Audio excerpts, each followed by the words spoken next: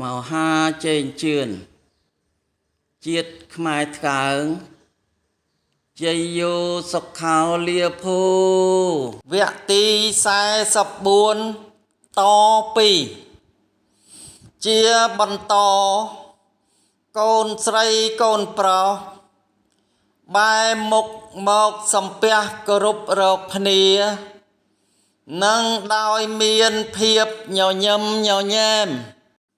ហើយបន្ទាប់មកទៀតអ្នកទាំងពីររួមគ្នាយកដៃទៅចាប់បើកប្រអប់ចិញ្ចៀន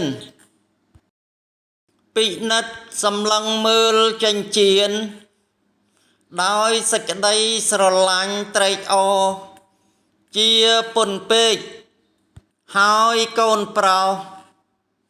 ចាប់យកចិញ្ចៀនដែលស្ថិតនៅក្នុងប្រអប់យកទៅបំពាក់ឲ្យកូនស្រីចំពោះកូនស្រីវិញ